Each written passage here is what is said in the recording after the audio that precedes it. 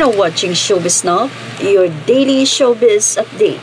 Kinaaliwan ng mga netizen ang viral video ni Vice Ganda. Ito'y matapos ngang lagpasan ng isa sa hurado na si Janice de Belen sa kanyang pagbibigay ng chicharon.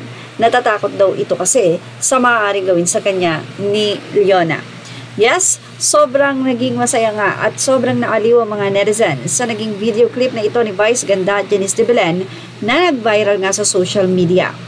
Ang nasabing video ay mula sa Wednesday episode ng It's Showtime sa segment na Mini Miss You or Tuesday, kung saan hindi sinasadya ng komedyante na nagpasan ang batikang aktres ng pagkuha nito ng chicharong hawak-hawak niya. Nakatakda kasing sumabak sa aktingan ng batang contestant mula sa Caloocan at inimbitahan ni Vice sa mga huradong sina Janice de Belen, Gladys Reyes at Nino Mulak sa stage para maging parte ng naging aktingan na ito.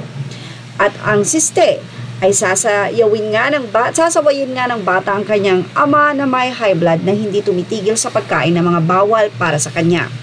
Dito na nga inikot ni Vice ang bowl na puno ng chicharon at sa hindi nga sinasadyang pagkakataon ay nalagpasan niya si Janice na akmang kukuha ng chicharon. Agad namang nakarating sa It's Showtime host ang video clip na kalat sa X, dating Twitter.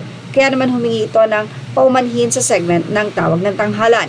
Say ni Vice, bago ang lahat, gusto ko lang humingi ng paumanhin kay Miss Janice de Belen. Nakita ko yung video. May part pala doon na hawak ko yung chicharon at inalok ko sa kanila.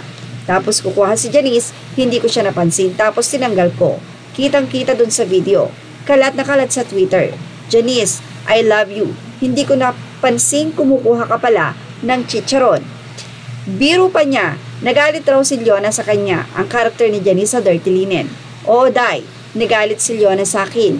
Pinagbabalakan na ako ng masama ni Leona ng Dirty Linen, say pa ni Vice. Muli namang binahagi ng komedyante sa Twitter ang video ng chicharong encounter nila ni Janice. Oh my gosh, hindi ko nakitang kukuha pala si Janice.